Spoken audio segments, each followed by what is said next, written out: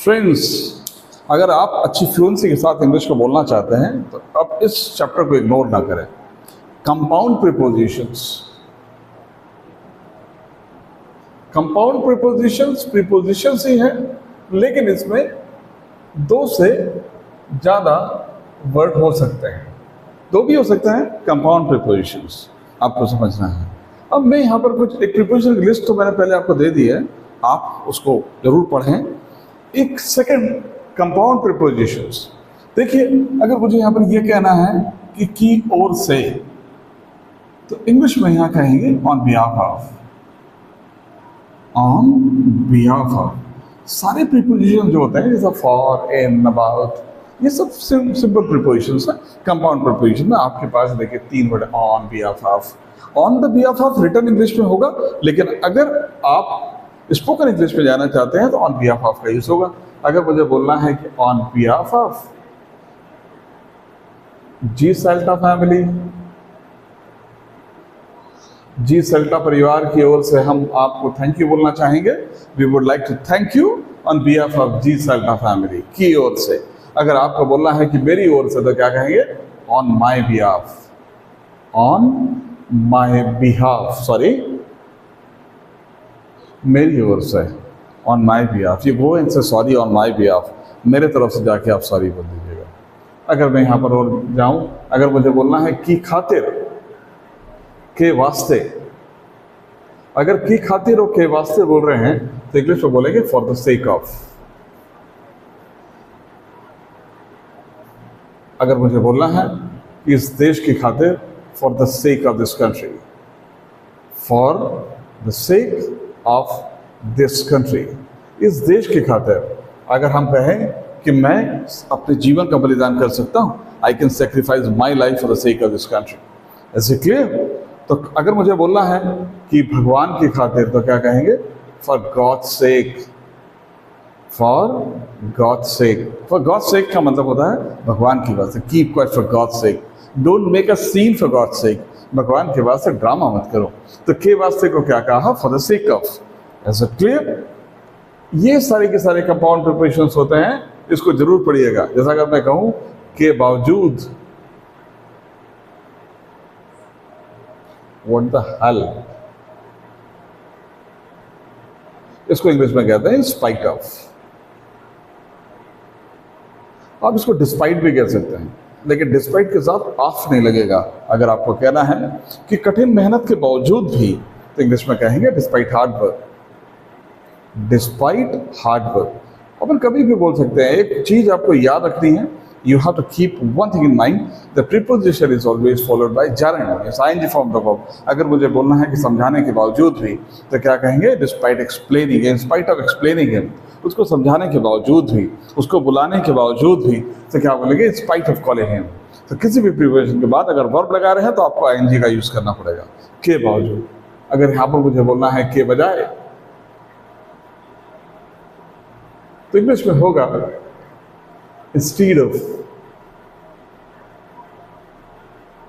आप इसको rather than का यूज भी कर सकते हैं। अगर मुझे बोलना है इंस्टीड ऑफ कर्सिंग अदर्स, दूसरों को कोसने के बजाय हम अपने गिरेबान में झांक के देखना चाहिए। हम क्या कहेंगे? Instead of cursing others we should examine ourselves in mirror. Is it clear? तो इंस्टीड ऑफ ने क्या हुआ? के बजाय। किसी भी चीज़ को अगर इस काम को करने के बजाय, उसको बुलाने के बजाय, तो जब भी कहेंगे तो इंस्टीड ऑफ, उसको बुलाने के बजाय हम मिलके आ जाते हैं उससे। तो के बजाय को क्या कहा? Instead of. अगर मुझे बोलना है के करीब, तो इंग्लिश में कहेंगे क्लोज टू। अगर मैं कहूँ कि वो मेरे दिल के बहुत करीब है, he is close to my heart. बचपन से हमने क्लोज पढ़ा है बंद के लिए, लेकिन आज हम पढ़ा रहे हैं कि क्लोज का मतलब यहाँ होता है के करीब। He is close to my family, वो मेरे फैमिली के बड़े करीब है। तो क्या है? अगर हम आगे बढ़ते हैं, अगर मुझे बोलना है के अलावा या के किसी चीज से हटके, हम इंग्लिश में यहाँ यूज करेंगे अपार्ट फ्रॉम। ये जितने भी 100 के आसपास ये है। मैं इसकी अगली लिस्ट भी आपके इसके तुरंत बाद देता हूँ, इसको आप जरूर पढ़िएगा, ये पूरे के पूरे। English is going to be much easier for you, क्योंकि बाकी चीज़ तो आपको आती है। मैं कहना चाहता हूँ, आई वांट टू से, अगर मैं कहूँ कि इसके बावजूद भी मैं एक बात को कहना चाहता हूँ, in spite of this I want to say one thing to you. अगर मुझे बोलना है इसके अलावा, अपार्ट फ्रॉम, इसके अलावा भी मैं एक बात कहना चाहता हूँ, apart from this I want to say one thing to you. Apart from this, अगर मुझे बोलना है शिक्षा के अलावा भी, क्या कहेंगे? Apart from education. अपन बोलते हैं कि apart from education many of the activities we can undertake over here. शिक्षा के अलावा भी बहुत सारी गतिविधियां हैं जो जिसमें हम कर सकते हैं। Apart from, is it clear? तो के अलावा को क्या कहा? Apart from. इसके अलावा भी तो क्या कहेंगे? Apart from this. Apart from this. तो English is going to be very easy for you. बस आपको ये छोटे छोटे से कंपाउंड प्रीपोजिशंस के बारे में पता हो, है ना।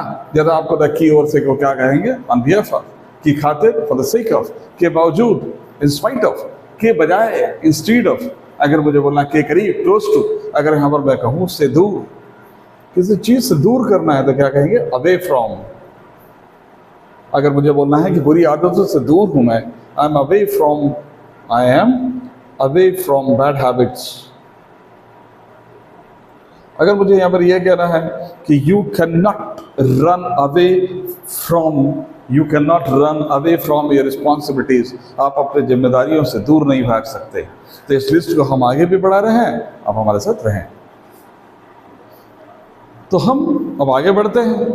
देखिए, आज अगर यहाँ पर मैं कहूँ कि से अलग, इसको इंग्लिश में कहेंगे डिफरेंट फ्रॉम। ये सब उन लोगों के लिए है जो लर्नर्स हैं, जो एब्सोल्यूट लर्नर्स हैं। उन लोगों को ये बात पता हो कि किस तरह से कंपाउंड प्रीपोजिशन का यूज होगा। Different is always followed by from. Different from, अगर मुझे बोलना है कि मेरी सोच तुम्हारी सोच से बिल्कुल अलग है, my thinking is entirely different from yours. My thinking is entirely different from yours, कि मेरी सोच तुम्हारी सोच से बिल्कुल अलग है ना। ये मैं तुमसे बिल्कुल अलग हूँ। I am different from you, I am different from you. तो से अलग को क्या कहा? Different from. अगर मैं यहाँ पर ये कहूँ कि किसी चीज़ से आगे है, देखिए सारी चीज़ें पता हो, आगे है, पीछे है, पास है, दूर है, तो इंग्लिश बड़ी आसान हो जाएगी। इससे आगे को कहेंगे अहेड ऑफ। अगर मैं कहूँ कि तुम मुझसे एक कदम आगे हो, you are one step ahead of me, you are one step ahead of me in telling a lie. झूठ बोलने में तुम तो मुझसे भी एक कदम आगे हो, तो क्या बोलेंगे? Ahead of me. Is it clear? अपन किसी को बोलते हैं वे अहेड ऑफ यू। एक फ्रेज है बहुत अच्छा, वे अहेड ऑफ यू। मतलब हिंदी में बोलते हैं कि तुम्हारी सोच से बहुत परे है वो, तुमसे बहुत दूर है। अपन किसी को बोलते हैं ना कि तुम्हारी सोच से बहुत परे है भैया, वह क्या कहेंगे? Way ahead. वे का मतलब क्या होता है? वे का मतलब होता है बहुत। जैसा अपन किसी को कहते हैं वे टू रिस्की, मतलब बहुत ज़्यादा रिस्की है ये, वे टू रिस्की। तो वे का मतलब यहाँ क्या हुआ? बहुत ज़्यादा। अभी तक हमने वे का मतलब एक पढ़ा था, रास्ता। लेकिन हमको ये समझना होगा कि एक वर्ड तक आप कभी सीमित होते ही नहीं है। You have to just understand कि उसके पास बहुत सारे, हर एक वर्ड बहुत सारी मीनिंग रखता है। तो देखिए, इससे आगे को क्या कहेंगे? Ahead of. अगर मुझे बोलना है कि पीछे, तो क्या कहेंगे बताइए? बिहाइंड। लेकिन बिहाइंड के साथ ऑफ नहीं लगाइएगा, कई लोग अहेड ऑफ कहते हैं तो उनका बिहाइंड ऑफ नहीं, बिहाइंड। अगर मुझे बोलना है कि गर्ल्स स्कूल के पीछे है, तो क्या कहेंगे? Behind girls school. देखिए, वैसे ये कंपाउंड प्रीपोजिशन नहीं है, मैं आपको क्लियर कर देता हूँ, है ना। तो बिहाइंड गर्ल्स स्कूल, तो यहाँ पर अगर कोई वर्ड अगर ऐसे खत्म हो रहा, अगला वर्ड ऐसे शुरू हो रहा, तो आप एक एस हटा सकते हैं। जैसे बस स्टैंड, तो बस स्टैंड ना बोलें, क्या बोलते हैं? Bus stand. गर्ल्स स्कूल, है ना। तो गर्ल्स स्कूल के पीछे, तो के पीछे होगा तो बिहाइंड। अगर मुझे बोलना है से परे, तो इंग्लिश में कहेंगे बियॉन्ड। बियॉन्ड। अगर मुझे बोलना है कभी कि मेरी उम्मीदों से परे है, क्या बोलेंगे? Beyond my expectation. मैं कुछ इसको प्रीपोजिशंस भी दे देता हूँ, मेरी उम्मीदों से परे है, बिल्कुल ये बियॉन्ड माई एक्सपेक्टेशंस। अगर मैं कहूँ कि मेरी सोच से बिल्कुल परे है, beyond my intelligence, whatever you're speaking is beyond my intelligence, जो भी तुम बोल रहे हो मेरी सोच से परे है। अगर मुझे बोलना है कि के मारे, what is the word for के मारे, है ना, तो इंग्लिश में कहेंगे आउट ऑफ। जैसे अगर मुझे बोलना है डर के मारे तो क्या कहेंगे, आउट ऑफ फियर। अगर मुझे बोलना है क्यूरियोसिटी की वजह से, क्यूरियोसिटी के मारे, जिज्ञासा के मारे। I asked a question out of curiosity, मैंने जिज्ञासा के बारे एक सवाल पूछा। He was shivering out of fear, वो डर के मारे कांप रहा था, तो के मारे को क्या कहा, आउट ऑफ। अगर मुझे बोलना है में से, देखिए में से दो तरह से यूज होता है, एक में से का मतलब थ्रू होता है, लेकिन वो अलग होता है। अगर मुझे बोलना जंगल में से, थ्रू द फॉरेस्ट, लेकिन ये वाला अगर में से होगा तो हम इंग्लिश में कहेंगे आउट ऑफ। अगर मुझे बोलना है 100 में से तो क्या कहेंगे, आउट ऑफ 100। अगर मैं कहूँ कि आई गॉट 90 आउट ऑफ 100, मुझे 100 में से 90 नंबर मिले, आई गॉट 90 आउट ऑफ 100। अगर मुझे बोलना है बॉक्स में से तो क्या कहेंगे, आउट ऑफ द बॉक्स। जीवन में से तो क्या कहेंगे, आउट ऑफ लाइफ। ऐसा बोलते हैं ना, what do you want out of your life, आपको अपने जीवन में से क्या चाहिए, what do you want out of your life. Is it clear? तो यहाँ आउट ऑफ का मतलब बाहर नहीं होता।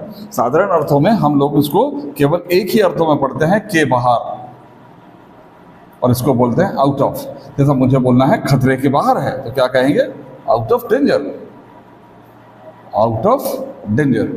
ऐसे क्लियर? तो है ना कमाल की चीजें। इस लिस्ट को हम आगे भी लेके जाएंगे, हमारे साथ बने रहें और बहुत सारी चीजें सीखते रहें। Thank you.